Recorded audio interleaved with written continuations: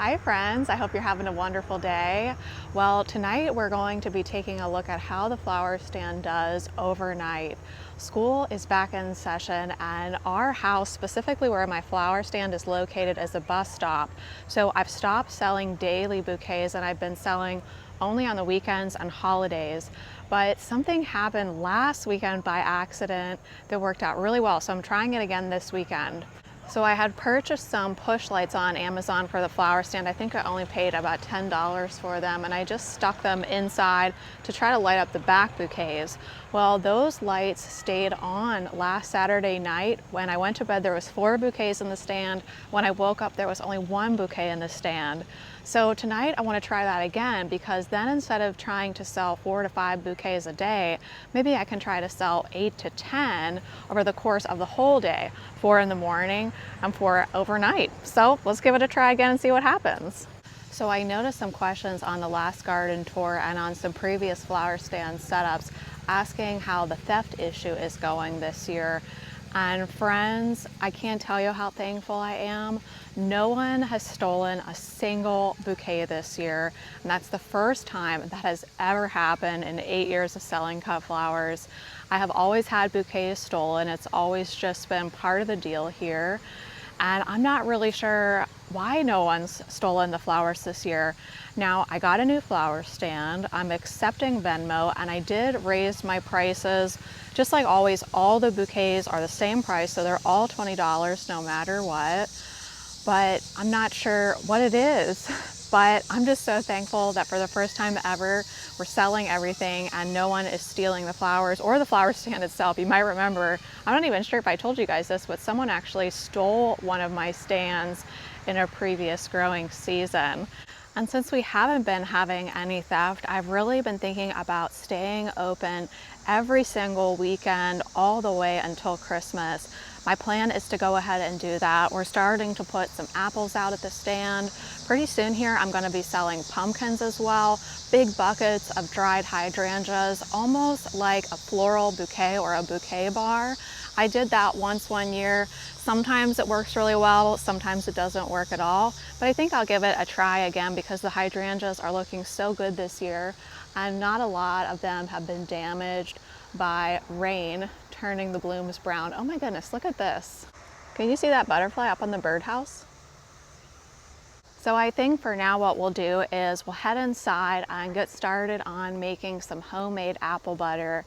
About a week ago, we harvested lots of apples over here from the orchard, and I want to go ahead make some apple butter tonight in the crock pot so tomorrow morning we can enjoy some with breakfast. And once the sun goes down, I will show you what the flower stand looks like all lit up.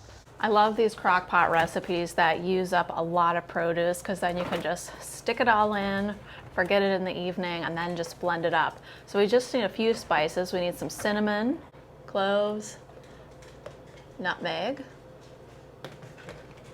Grace, what are you doing now? What is going on in...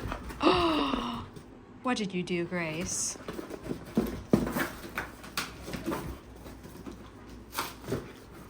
Oh dear. Gracie, you better clean this up before Daddy gets home.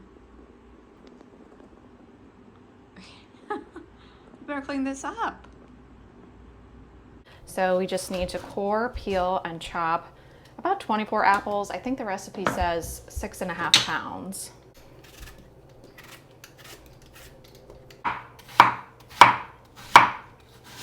I've got my crock pot on low and I'm just gonna add in a cup of brown sugar. You can see Grace's contribution to the cooking. She bit this handle off when she was a puppy. And then 1 cup of white sugar too. 1 tablespoon of cinnamon. 1/4 teaspoon of cloves. 1/2 teaspoon of nutmeg. 1/4 teaspoon of salt. I'll just push those spices around a bit. They'll cook down in no time at all. Put my lid on. Oh, looks like I need to wash my lid. But I'll just cook this on low for 10 hours. And then it says to use an immersion blender to blend it, but I don't own that, so I just use a regular blender. And here's the garden view from the kitchen window. Grace is still scratching herself or tearing up a box in there. Can you hear her?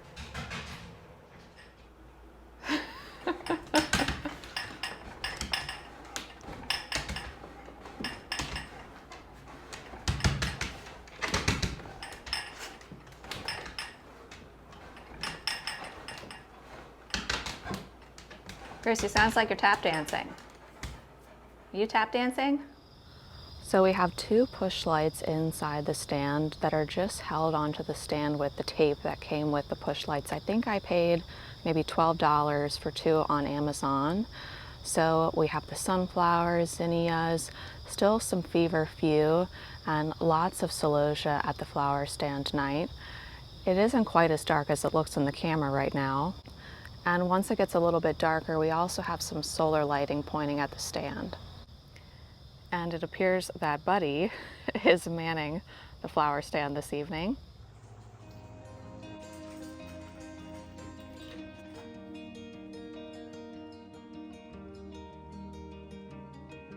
So here's what it looks like after about 10 hours. I also decided to go ahead and make a homemade loaf of bread. So let's stick the bread in the oven. We'll get this all blended up and then we'll see how it tastes.